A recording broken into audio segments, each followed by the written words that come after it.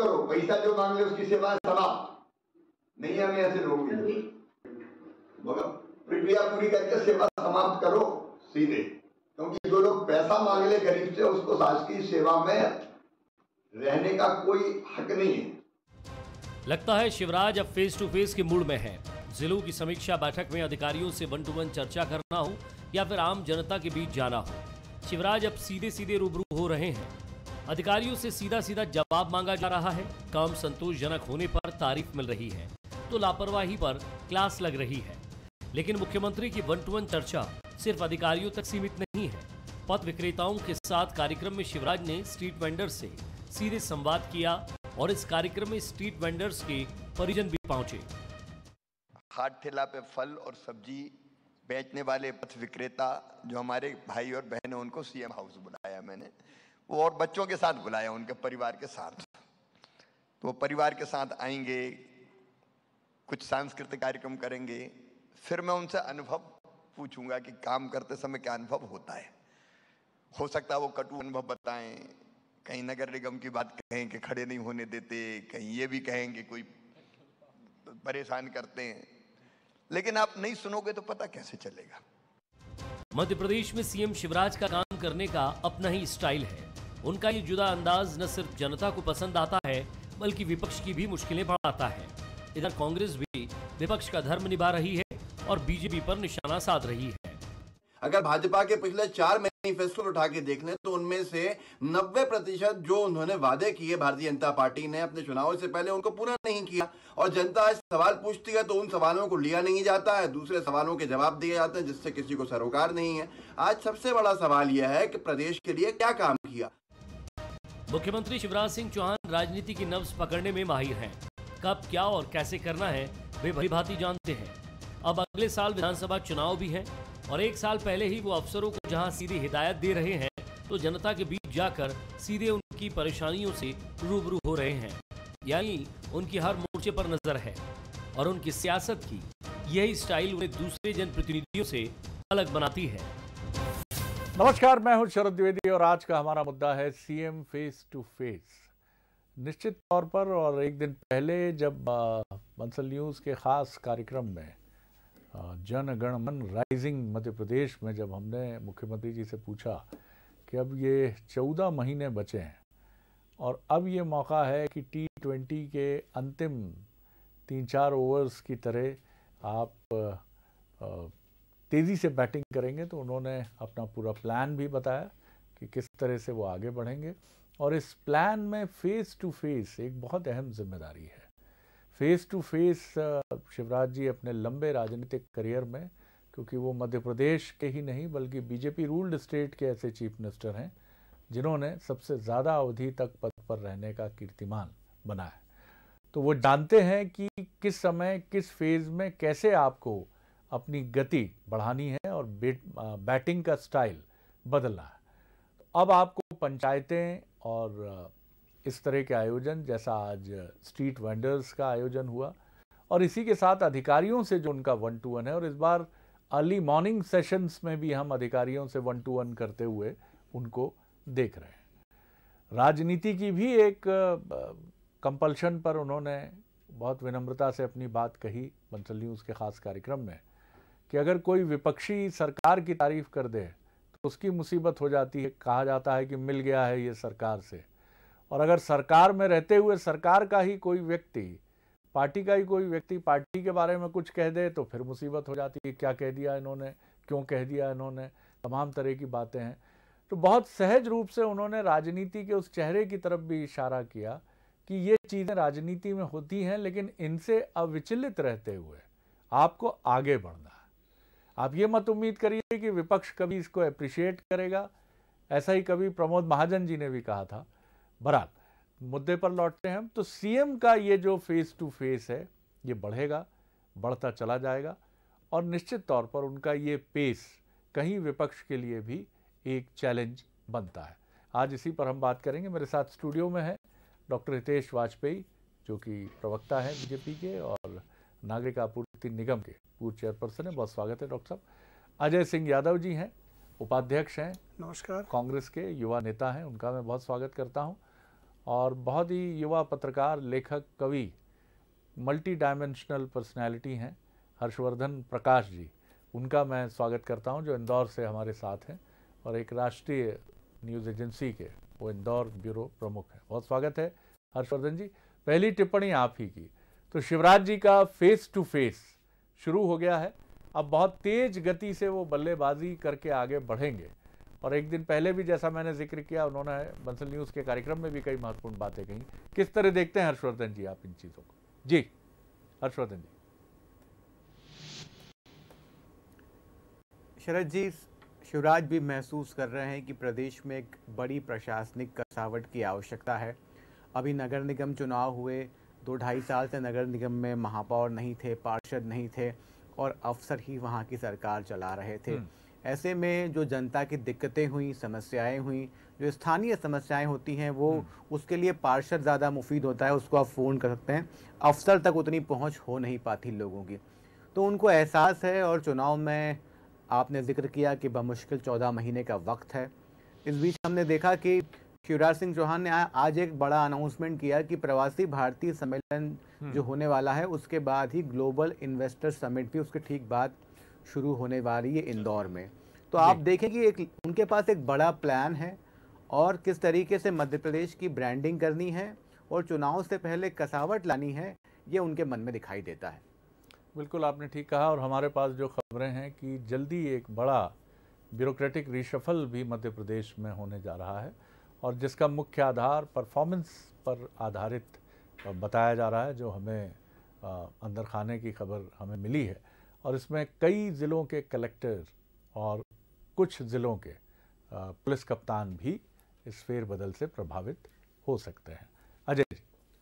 देखिए शरद जी, शिवराज सिंह चौहान जी भारतीय जनता पार्टी का चेहरा है और चुनावी राजनीति में हर व्यक्ति चाहेगा कि अपना एक ऐसा महिमा मंडन करे जिससे जनता के बीच में कुछ बात रख सकें, लेकिन ज़मीनी हालात इससे बिल्कुल इतर हैं। आप ये कहें कि मध्य प्रदेश में ऐसा अधिकारी कर्मचारी जो भ्रष्टाचार करे तो वो पद पे नहीं रहेगा, तो मध्य प्रदेश के वो हालात हैं कि आधी सरकार खाली हो जाएगी। चाहे ग्रामीण इलाकों में बीपीएल में नाम जोड़ना हो, चाहे नामांतरण सीमांकन करना हो, मैं आपसे कहता हूं कि 99% काम बिना भ्रष्टाचार के नहीं हो रहे हैं और मध्य प्रदेश की जनता इस बात की गवाह है। अभी हाल ही में धार जिले में कारम डैम बह गया, एक 10-15 दिन पहले की बात है। आज मुझे बता दें शिवराज जी, कौन उस भ्रष्टाचार का दोषी, उनके नाम सामने आ पाए? किन से वसूली होनी है? कार्रवाई वगैरह हुई है उससे आप संतुष्ट नहीं हैं? कहाँ है वो रिपोर्ट सामने? वही तो मैं कह रहा हूँ, शिवराज जी के कथनी और करनी का यही तो अंतर है कि कहेंगे स्तर के अधिकारियों को निलंबित किया है, 8 इंजीनियर निलंबित हुए हैं। लेकिन उस भ्रष्टाचार की वसूली 500 करोड़ रुपए किससे होना है?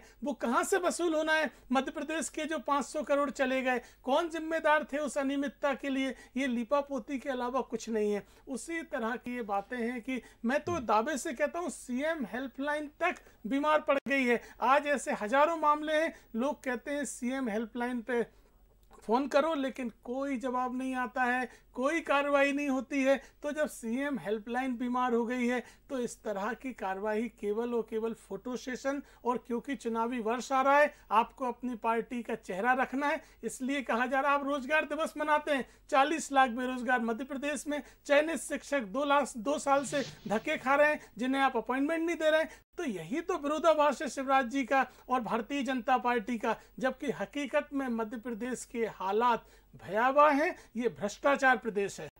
अजय जी, लेकिन आप इसको तो विरोधाभास नहीं ही मानेंगे कि 16 साल के वो मुख्यमंत्री हैं और मध्य प्रदेश में 3 टर्म बीजेपी की सरकार रही है। 2018 में भी आप उसको जिस रूप में देखें, बाय इलेक्शंस में बीजेपी का जो प्रतिशत रहा है वो आपसे खासा बेहतर रहा है। तो जनता की भी एक इसमें भूमिका आप निश्चित तौर पर समझते होंगे कि बहुत महत्वपूर्ण है। आपके आरोपों की तरफ मैं नहीं कह रहा हूं कि जनता की उसमें कोई भूमिका है, मैं ये कह रहा हूं कि सरकार के चयन में तो जनता की ही भूमिका है और जनता पर असर डालना, आप दोनों का ही सकारात्मक असर डालना जिससे आप सरकार बना सकें, ये आपका काम है। इससे आप इत्तेफाक जरूर रखेंगे। देखिए हम स्वीकार करते हैं, जनादेश आपको मिला, 16 साल से ज़्यादा शिवराज जी मुख्यमंत्री, और उपलब्धियों के नाम पे किससे कहानियाँ?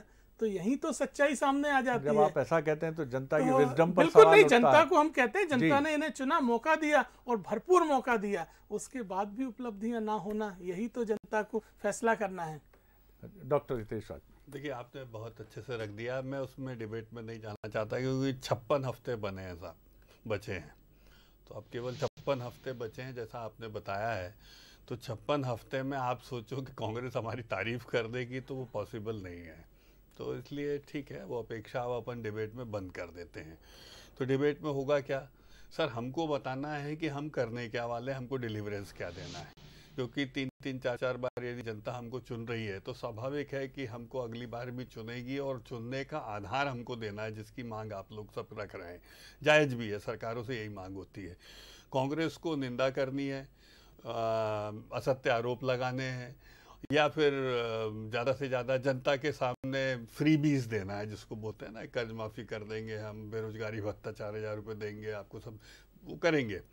तो अब इस दो में अब अच्छी बात क्या है, आप सोचिए कांग्रेस यदि ये कहती है कि 99% हर चीज़ भी ध्यान देना, आप इंदौर में रहते हैं मेरी बात पे, यदि 99% भ्रष्टाचार है सिस्टम में हर चीज़, तो ये भ्रष्टाचारी अधिकारी कर्मचारी 15 महीने के बाद नियुक्त हुए हैं या 15 महीने में ये सब पवित्र हो गए थे, ये भी तो एक बड़ा सवाल है।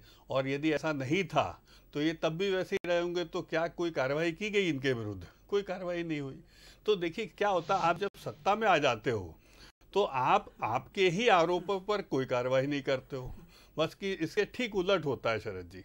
उलट कैसे होता है कि मुख्यमंत्री के एक ओएसडी के यहाँ से 200 करोड़ रुपए निकल आते हैं, जो पहली बार हुआ प्रदेश में। ये गलत है। फिर कौन से उसके OSD बाद क्या निकला? नहीं नहीं, फिर देखिए उसके देखिए बाद डॉक्टर ऑर्गेनाइज साहब मैं तरीके टोकना से नहीं मत चाहता, जाइए, डॉक्टर लेकिन साहब गलत तथ्य ऑर्गेनाइज मत रखिए, तरीके से गलत आगे तथ्य मत बढ़िए, रखिए, सबको गलत पता तथ्य है। मत रखिए, जो तो नहीं मैं हुआ है वो समझाऊं, मत जो कहिए। पटल पर अच्छा, जानकारी आपने तो हो, गीता जो पे हाथ आधिकारिक रख के हो, सब रखा। एक उसकी अधिकारिक बात हो कर कहिए, लीजिए। किसके यहाँ उसकी निकला बात नाम कर से लीजिए। बोल दीजिए, अगर हो तो आपने जो रखा है गलत वो है, गीता ऐसा पे नहीं हाथ हुआ रख है के तो कहा, मत करिए। नहीं आपने क्या गीता पे हाथ रख के कहा? देखिए तो मैं तो चलिए, तथ्य आप पूछ रहा करे हूँ, तो मैंने तो शिष्टाचार। डेल का नाम लिया। अरे क्या लिया नाम ना लिया? कौन डेल से का नाम? 99% कारण डेल में कर्मचारी 500 करोड़ रुपए का घोटाला चलिए था, हम लिया ना नाम? अटक जाएंगे, आप ही सर। बोल दीजिए हम नाम अटक से। जाएंगे, हम जब अटक जाएंगे। बात- ये मत रखिए, मुझे आरोपों में कोई बिल्कुल, मुझे बिल्कुल, मालूम है मैं कि आप आगे तकलीफ बढ़- में आएंगे, क्योंकि ईडी ने जो दस्तावेज प्रस्तुत किए हैं उसमें संस्थागत तरीके से वल्लभ भवन के 18 विभागों की जानकारी है जहां से पैसा इकट्ठा आपने हुआ। ईडी के दस्तावेज देख लिए और वो दस्तावेज ऑफिशियल तो कहीं public नहीं आए domain- कोई दस्तावेज। देखो, ना ये- जाए, ये तो तो- चलिए ये ये तो एक अजीब विषय नहीं की शरद बात कर रहे हैं जी, आप। देखिए इन्होंने जो बांध बहा नहीं कह दिया, बांध बह गया,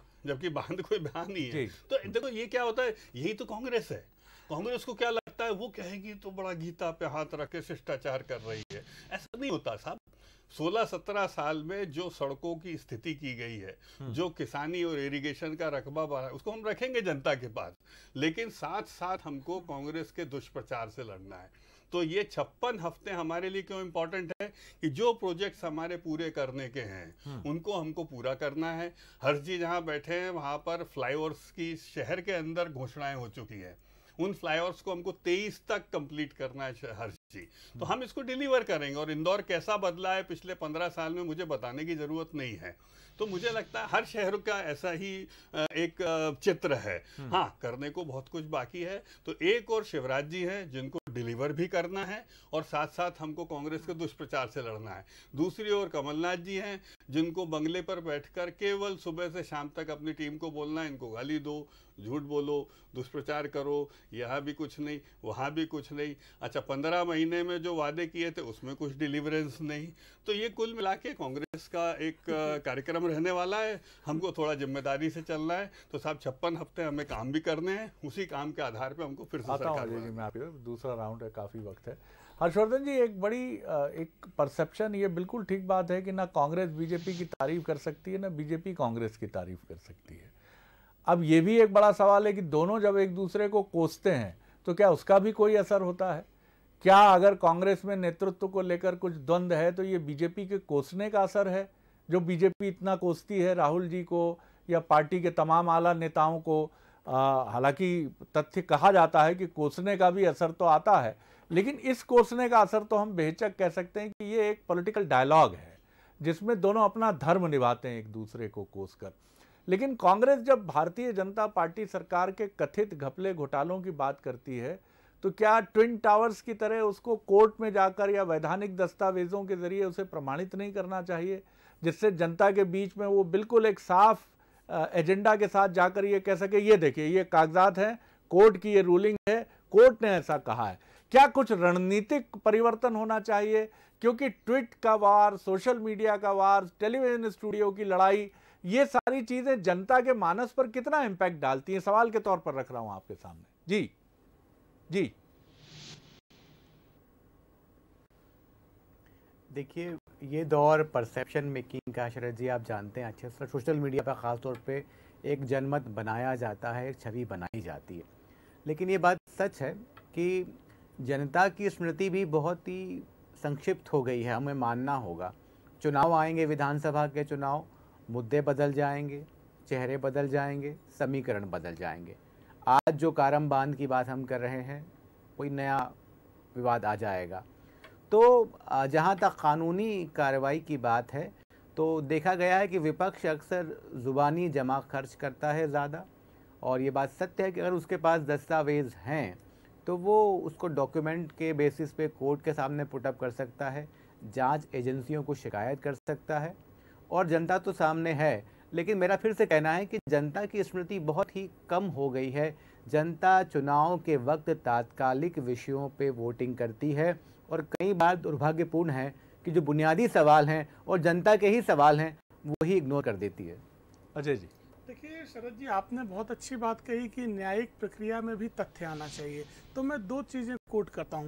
अभी हाल ही में पंचायत चुनाव निपटे, पन्ना कलेक्टर के खिलाफ न्यायालय ने राजनीतिक एजेंट कहने की टिप्पणी करी। तो इससे बड़ा प्रमाण क्या होता है और न्यायालय क्या कर दे। नर्सिंग कॉलेजों के मामले में हाई कोर्ट द्वारा निर्देश दिए गए, रजिस्ट्रार को पद से हटाया गया, किस तरह की अनियमितताएं चल रही थी। तो ये कहना कि न्यायालय में नहीं जा रही हैं, ये पूरी तरह मिथ्या। हम फिर वही बात, तो क्या न्यायालय ने गलत टिप्पणी कर दी? मैं वही पूछ रहा हूं। कई बार जो ऑब्जर्वेशन है, 8 बजे आके रोटियां सेकते हैं। न्यायालय का जो वर्बल ऑब्जर्वेशन है, पन्ना में जो मामला गया था, नहीं, हमारे नर्सिंग कार्यकर्ता कॉलेज ने में अपील कौन करी थी। पन्ना में जो नहीं, मामला नर्सिंग गया कॉलेज था, की बात कर रहा है, कौन गया? तो फिर नर्सिंग कॉलेज को क्लीन चिट दे कौन दीजिए। गया? आपके लोग मिले हुए हैं, आप कायम क्लीन टाइम चिट में दे आपने क्या दीजिए, प्रतिवेदन क्योंकि दिया कांग्रेस जांच के आयोग नेता को? नहीं गए, इसलिए वो भ्रष्टाचार चलिए। पाक साफ है, ये PSC मान लिया का जाए। चेयरमैन आपका तो फिर होता ये है। मान ले कि आप अजय बता जी, दीजिए। PSC का चेयरमैन आपकी पार्टी का होता है, सबसे पैसे ले लेता है क्या? कि नर्सिंग कॉलेज कभी के आपने मामले पूछा में पीसी शर्मा न्यायालय जी ने से कि आज निर्देश तक दिया। कोई अनियमितता हमने नहीं देखी? देखिए, मैंने तो आपसे लोक लेखा स्पष्ट समिति कहा, समझते हैं कि नहीं मैंने तो समझते आपसे स्पष्ट कहा कि मध्य प्रदेश सर, में लोक लेखा समिति ग्रामीण समझते इलाकों हैं कि में 99% भ्रष्टाचार संगठित अरे तौर पे भाई, तो सरकार ये के PSC की संरक्षण में रिपोर्ट चल में रहा आया है। कहीं? सरकार की संरक्षण अरे में भाई, चल रहा PSC है। की रिपोर्ट में आया? आपको जानकारी नहीं अध्यक्ष है, आपकी पार्टी का है। आपको जानकारी नहीं वो है, सहमत नहीं है आपको आपसे। जानकारी नहीं है इस तरह की। बताइए ना। देखिए, आप मिथ्या बात करके तथ्य नहीं मिथ्या बदल PSC सकते। की रिपोर्ट से बेहतर कुछ होता है क्या आकलन के लिए? मध्य प्रदेश के 7.5 करोड़ जनता सर, गवाह है। लोक लेखा भाषा मत भ्रष्टाचार दीजिए। एक संगठित तंत्र है। लोक लेखा लेखा समिति की कौन सी रिपोर्ट में आया? ये आपकी सरकार छोड़ पीसी दीजिए। जब शर्मा जी आपसे अध्यक्ष काम नहीं हैं हो रहा है, उसके। आपसे काम नहीं हो रहा है तो हमें ही सरकार दे चलिए, दीजिए। चलिए, और चलिए। रही बात कमेटी 15 महीने की, आप मुद्दे पर आ जाइए अजय 15 जी, महीने मुद्दे एक पर आ रिपोर्ट जाइए, बताइए। मुद्दे पर आ देखिए, जाइए। 15 महीने की एक बात। आप क्या तरीके अपनाएंगे, मेरा पॉइंटेड सवाल मेरा आपसे एक है। साधारण सा दोनों आप पत्रकारों देखिए, से मैं सवाल मध्य है, प्रदेश लोक में लेखा समिति का ये अध्यक्ष आप- विपक्ष क्यों ये बनाया आप जाता उल है? जलूल बात कर रहे हैं। लोक ये उल लेखा जलूल बात है। समिति बिल्कुल उल संवैधानिक जलूल है। बात कर रहे हैं। संवैधानिक है। आपकी मुझे बताइए, लोक 15 लेखा महीने समिति आपकी विपक्ष सरकार में पूरी जाती है। लोक लेखा चलिए, समिति चलिए। के अध्यक्ष ने क्या कदम विपक्ष उठाए थे? पूछो बताइए, उससे जाके आईना पीसी देखिए, शर्मा को। आईना दिखाइए हमें कि 15 महीने आपके लोक लेखा समिति के अरे अध्यक्ष भाई, ने कितने घोटाले उजागर किए थे। अच्छा, आप नहीं कितना बताओगे। झूठ बोलोगे? मुझे नहीं बताइए ना, बताओगे। मैं आपसे पूछ रहा हूँ। कि 16 15 साल महीने आपको अध्यक्ष मिला। 15 महीने हमारी सरकार आपने थी, एक घोटाला लोक नहीं लेखा बताया। समिति के आपके अध्यक्ष ने कौन सा घोटाला क्या कर रहे उजागर थे? किया? अरे बताइए ना चलो, अभी बता डॉक्टर दो, साहब, पीसी शर्मा जी से बात डॉक्टर करो, साहब, फोन आप लगाओ। मुझे बता दीजिए, 15 महीने में अजय जी, आपकी अजय लोक जी। लेखा को फोन समिति लगाओ, के अध्यक्ष ने एक क्या एक किया? अनियमितता अरे बताओ। मैं तो डॉक्टर साहब आपसे पूछ रहा अजय हूँ, जी, आप बताइए ना, अध्यक्ष है, अगर लोक विपक्ष में लेखा आप हो। समिति को ऐसे कोई अधिकार है विपक्ष तो आप में- तो आपकी 15 महीने में कभी क्या किया जाके था? मुरली जब मनोहर हमारी जोशी जी सरकार से थी ट्रेनिंग तो लेना। 15 महीने में आपकी लोक लेखा समिति के आपको याद अध्यक्ष होगा, ने क्या मुरली किया, ये मनोहर बताइए जोशी ना। जी ने हर महीने अरे उद्घाटित डॉक्टर किया। साहब, सर, किसी यहाँ से बात कहाँ पूछ रहा हूँ, आपके 22 बगल मिनट में आप ये- कहाँ किसको कोई बुला लोग लेंगे? ये आप केवल कहाँ बोल लोक रहे लेखा हैं। समिति आ जाएगी? ये कुछ तो वो ऐसे विषयों पे आए जिसके लिए भाजपा के नेता जनता लड़ रहे हैं, जो हमें देख रहे हैं लोग, अजय जी जो लोग हमें देख रहे हैं वो ये तो समझे कि क्या संभव है, नहीं तो आप लोक लेखा समिति बिल्कुल बिल्कुल मैंने पूछा आप अपनी सरकार का उदाहरण दे दीजिए, आप अपनी सरकार का उदाहरण दे दीजिए। नहीं हम तो पढ़ेंगे, आप बताइए ना 15 आप महीने में मुझे ये बताइए आपकी लोक लेखा समिति के अध्यक्ष ने क्या किया। मैं बिल्कुल जायज सवाल पूछ रहा हूँ डॉक्टर साहब, 2 महीने पहले आप विपक्ष में थे, 2 साल पहले आप विपक्ष में थे, लोक लेखा समिति के अध्यक्ष। अरे मुझे इतना तो बता दीजिए, सारा ज्ञान दे रहे हैं, आपकी पार्टी ने क्या किया था बताइए ना। अरे बता क्यों नहीं रहे, आपके अध्यक्ष ने क्या किया था लोक लेखा समिति के। अरे मुझे बताइए ना, ये झूठ है, भ्रम फैला रहे, भ्रष्टाचार तंत्र को पर्दा डाल रहे हैं। मुझे बताइए आपके 15 महीने में आपके लोक लेखा समिति के अध्यक्ष आप डाल रहे हैं पर्दा, भ्रष्टाचारियों को बचा रहे हैं, अनर्गल बातचीत कर रहे हैं। मैं आपसे पूछ रहा हूँ, अगर लोक लेखा समिति को ऐसा अधिकार है, अगर ऐसा अधिकार है तो आप 15 महीने में क्या किया। अरे तो आपसे पूछ रहा हूँ ना, आप बताइए ना 15 महीने में क्या किया, 15 महीने में आपके अध्यक्ष ने क्या किया था बताइए। अरे मैं आपसे पूछ रहा हूँ आपके 15 महीने में क्या हुआ था। ये झूठ भ्रम फैला रहे हैं, भ्रष्टाचार को पर्दा दे रहे हैं। चलिए सर अब मुद्दे पे आ जाए, नर्सिंग कॉलेज मुद्दे पे आ जाते हैं, हर्षवर्धन जी की तरफ चलते हैं। चलिए चलिए आप लोग अपना समय जो है, हर्षवर्धन जी मुझे ये बताइए, ये यहाँ सर एक उदाहरण बताइए 15 महीने में यहाँ पर चिल्लाने की होड़ है और इस होड़ में ये दौड़ है कि जिसकी आवाज बुलंद रहेगी वो जीता माना जाएगा, और उसको जो शायद पर्दे के उस तरफ देखने वाले किरदार हैं जो बड़े हैं, मैं इस समय ऐसे देख रहे होंगे टकटकी लगा के, ये ठीक कर रहा है, बहुत सही जा रहा है, वाह बहुत बढ़िया बेटा, छा गया बेटा। ना सर ऐसा मत करिए सर। मुद्दा है सर, मुद्दा है ना। लोक लेखा समिति यहाँ 22 मिनट में फैसला हो जाएगा, न कारम बांध का यहाँ फैसला हो जाएगा, न तमाम बड़े बड़े मुद्दों का कि आप भ्रष्ट इनका फैसला हो जाए। जनता ये सुनना चाहती है कि नई बात इसमें क्या है। नई बात ये नहीं कि शिवराज जी अच्छे हैं ऐसा अजय जी कह देंगे और डॉक्टर हितेश वाजपेयी ये कह देंगे कमलनाथ जी बहुत बढ़िया मेहनत कर रहे हैं, लेकिन मैं ये कहता हूं इनसे परे भी बहुत कुछ है कहने के लिए। आप अपनी आवाज जितनी ऊंची उठाते हैं, कहीं ना कहीं उसमें जीतने की प्रवृत्ति दिखती है कि इससे ऐसा करके आप जीते हुए निकलेंगे स्टूडियो से। पता नहीं सर, जीतता तो 5 साल के बाद मेहनत करके, व्यक्ति परिश्रम करके, जनता के मन में बैठकर ही जीत कर निकलता है। हर्षवर्धन जी मुझे समझाइए कि किस चीज की जरूरत है मध्य प्रदेश में। विपक्ष अगर बहुत ताकत से अपनी बात कहेगा, सरकार सजग रहेगी, बिल्कुल ठीक बात है। विधानसभा है, विधानसभा की लोक लेखा समिति है, तमाम विषय हैं जिनके जरिए आप एक निगरानी की भूमिका निभा सकते हैं। न्यायालय है, आप समाचार माध्यमों का इस्तेमाल कर सकते हैं, और इसी तरह जितना टोज पर रखेगी कांग्रेस बीजेपी को उतना मध्य प्रदेश के लिए अच्छा है। लेकिन इस लड़ाई से तो ऐसा लगता है कि कहीं कुछ जाते हुए हम नहीं देख रहे हैं चीजों को। क्या कहेंगे आप? जी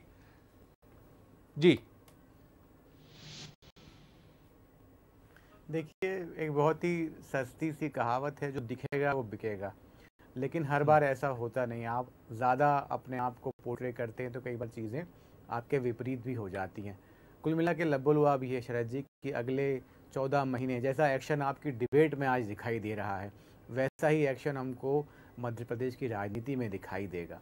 शिवराज सिंह चौहान लगातार पब्लिक के साथ कनेक्ट करते हैं, उनके बीच जाते हैं, काम करते हैं। उनके सामने ये चुनौती है कि जो अगर विकास किया है तो उसको जनता तक पहुंचाया जाए, एक्शन हो रहा है तो जनता को दिखाया जाए। वैसे ही कांग्रेस के सामने सवाल ये है कि कांग्रेस एक जिम्मेदार विपक्ष के रूप में जनता के बीच जाए और उसके बड़े नेता भी जनता के बीच जाएं। कुछ एक नेता ही हैं जो जनता के बीच दिखाई देते हैं, कई बड़े नेता केवल चुनावी बेला में सक्रिय होते हैं। तो अगर आपको अपनी सत्ता जो आपसे छीन ली गई उसको वापस लेना है तो जनता के साथ दिखाई देना होगा। बिल्कुल अहम बात यही है, और सबसे महत्वपूर्ण बात है कि दोनों पार्टियों के जो मुखिया हैं उनकी आवाज़ न चुभती है, न उसमें शोर है, न कर्कश है वो एलिमेंट। मैं नहीं कह रहा कि हमारे दोनों महानुभावों की आवाज़ में शोर है, लेकिन मुझे लगता है कि जब आप बेचैन होते हैं, जब आप कहीं हार जीत की चीज़ में बहुत ज़्यादा उलझते हैं तो आवाज़ तेज़ हो जाती है, वो कई बार शोर में बदल जाती है। कई बार चीख में बदल जाती है। अब तो हम एंकर्स पर भी ये आरोप लगता है कि कैसे कैसे मंजर सामने आने लगे, गाते गाते एंकर चिल्लाने लगे। माफ़ कीजिएगा एंकर बिरादरी, मेरा कोई असम्माननीय भाव नहीं है, लेकिन जो सत्य है वो तो सत्य है। तो क्या ये एक ऐसी होड़ है जिसमें हम सभी नीचे जा रहे हैं? नहीं सर, उठना होगा।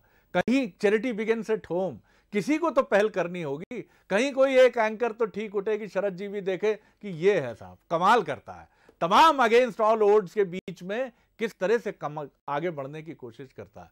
और ऐसे ही बीजेपी कांग्रेस में बहुत से लोग हैं, मैंने आप दोनों के नेताओं की तो मुक्त कंठ से प्रशंसा की ही, जो कभी किसी डिबेट में या कभी आमने सामने मिलने पर भी एक बहुत स्नेहिल मुस्कान से ही एक दूसरे का स्वागत करते हैं। आप दोनों या पूरी बीजेपी कांग्रेस ऐसी नहीं हो सकती, मैं समझता हूं इसको, लेकिन कुछ तो बदला जाए, कुछ तो कहीं नैरेटिव चेंज हो, कुछ तो ऐसी चीजें हो जिन्हें हम कहें ये नया है, ये नया दिखा है, ये नया समझ में आया है। नहीं तो वही सवाल है, आप भ्रष्ट, आप भ्रष्ट, आप भ्रष्ट, आप बताइए आपने क्या कहा, आपने क्या कहा, और उसके बीच में हम बीच में रेफरी की तरह सीटी बजाते रहते हैं, फाउल, रुक जाइए, आगे बढ़ जाइए।